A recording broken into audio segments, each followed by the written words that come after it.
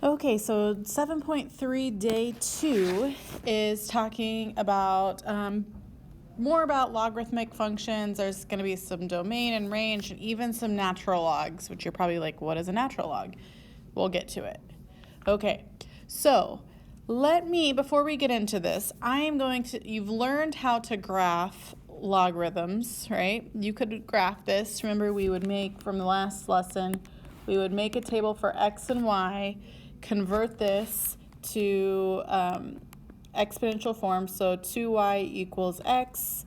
Then we would pick some values for y and plug them in for x and solve it. Okay, so now it's time, since you've done it the long way, let's do a shortcut. So here is the shortcut. So I'm only going to show you how to graph 2 points. So the first point is 0, 1. And this only works for like log base whatever of x. If you have some x plus 3 or minus 3 on the outside or something funky, if there's a transformation, so a shift, a reflection, a shrink, or stretch, this is all going to change. But just for the regular log base something of x, this is how you do it. So all of them go through that point 0, 1 every single time. Okay, and then the next shortcut, I don't know why I switched colors, would be whatever the base is, comma 1. So like, for example, on this one, if I had log base 2 of x, you go through 0, 1, of course, and then my base is 2, so this would be 2, comma 1. So let's count by 2's. So this one is going to go 0, 1, 2, 1, and it will do something like this because we know there's a vertical asymptote. So that is like the super fast way, kind of shortcut method of how to do a quick sketch of these. Is it the most accurate on like the tail end in this area? Probably not, but you do get an idea of the overall curve of your graph. Okay, so now let's recap on our transformation. So I'm going to scroll back up just to this. Oh, of course, it's not filled out. Actually, I'm just going to take it that you have them memorized, or you can reference it later. I'm trying to save time for the video. So now, if you remember, this is a log base 3 of function. So I'm not even going to worry about the transformations yet, but just know that x minus 1 means right 1, and this is shifted up 2. Okay? So keep that in mind. So we have our first, usually it would be our points, would be 0, 1. And then what would the other one be? Our base, 3, comma, 1. Actually, I have that first one wrong. I'm sorry. It's 1, 0. I'll get it together eventually. 1, 0. 1, 0, 3, 1. Okay, but remember, you have to move those points right 1, up 2. So if I went right 1, that would be at 2. Let's do a different color. So if right 1 would be to 2, up 2 would be 2. Then after the same thing with this one, right 1 would be 4, up 2 would be 3. So this graph is going to look something like this. So 2, 2, 4, 3. Okay, so usually you have a vertical asymptote for these log functions at 0, if you remember that, the y-axis. But this time it's shifted right 1. So really, I'm going to switch colors. Your vertical asymptote is now here. So don't make the mistake of crossing that line. So this graph looks something like that. Okay, that's just a quick sketch of it. Okay, let's do one last, before we get into that, let's talk about the domain and range. So what would the domain of this be? So it looks like you cannot have any values over here, right? Because this line is not going to cross this vertical asymptote of x equals 1. So nothing over here. So the domain, the smallest x value, it actually isn't even an x value, but it gets really close to 1, right? Because with this asymptote, this line hugs this asymptote so close, but it never actually crosses it or touches it. It just gets like super small fraction or decimal close. So that's why I put a parenthesis right here and not a bracket, because bracket would say that it actually touches 1. Okay, and then it goes this way off to infinity, so it'd be 1 to infinity. The range for these is going to be, it goes down to negative infinity and up to positive infinity, or you could just say all real numbers. And hint, hint, the range on these are going to be all real numbers. Okay, let's do another. Before we get into this, let's talk about, there is a shortcut for finding domain and range.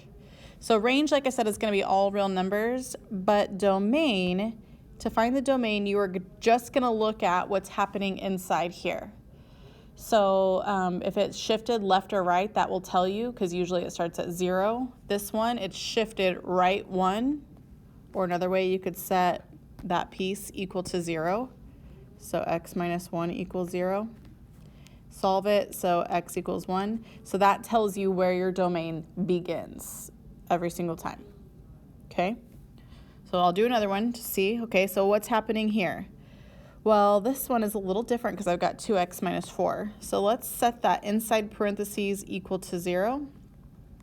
So I would have 2x equals 4, so x would equal 2. Okay, so this means that this is a shift right 2, and then when it's plus 2 on the outside, that would be up 2. Okay, and this is a log-based 10, so this is a little bit different.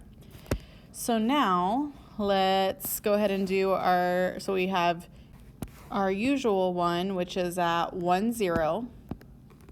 And then we have our second usual point that's at our base, so 10, comma 1. Okay, but remember we have a transformation or a translation on this. So those turn into, if I shift that right 2, that becomes 3, up 2 would be 2. If I shift this right 2, that would be 12, up to 3. Okay, so I have those 2 points, and keep in mind this right here, that number we found is your vertical asymptote.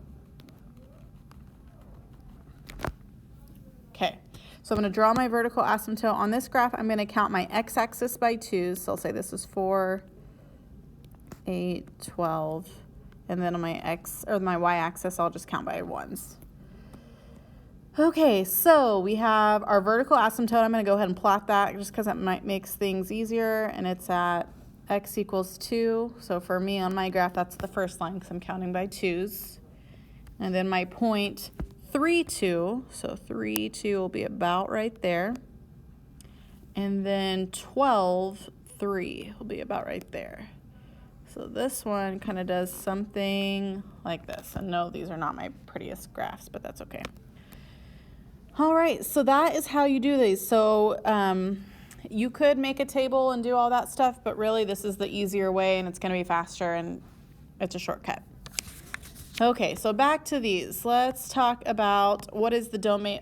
Let's do this one, sorry. Domain and range of this. So the domain, well, you start at your vertical asymptote 2. Does it touch 2?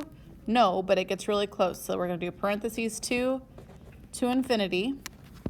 And then your range is all real numbers. All right, so now we're ready. Sorry, we'll get it together.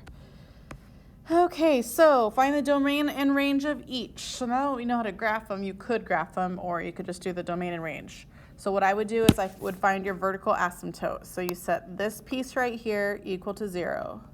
So x plus 2 equals 0. So your vertical asymptote is at x equals negative 2. So your domain goes from negative 2 to infinity. And what's the range? Well, it's all real numbers, of course. Okay, the next one, domain. So we're going to set this piece, not the plus 1. You literally just put what's inside the parentheses. And the reason why is that tells you which way it's shifting, left or right. If there's a plus 1 or whatever on the outside, that's telling you up or down, and it doesn't affect your domain at all. So we're going to do 2x minus 6 equals 0. So I'm going to add 6 to both sides. So 2x equals 6, x equals 3. So there is a vertical asymptote at 3. So this goes from parenthesis, must be a parenthesis, 3 to infinity. And my range, all real numbers. Okay, next one, domain. This one's going to be a fraction domain. It's okay. So 3x plus 5 equals 0. 3x equals -5, so x would be -5/3. So it would go from -5/3, you're still doing parentheses, to infinity. Range doesn't change, all real numbers. Okay, so last one of these is, so 4x plus 2 equals 0. 4x equals -2, so x would be -1/2. So the domain would go from -1/2 to infinity. Range is all real numbers.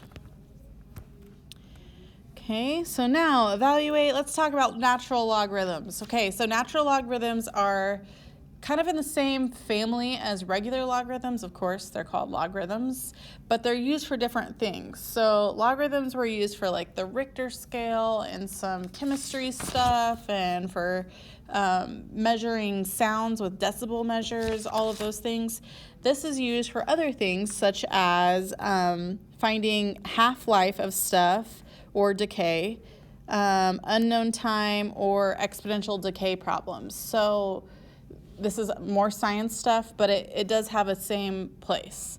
So you've seen, remember I said this is going to come back up later, the function e, that number, it's like 2.7 something.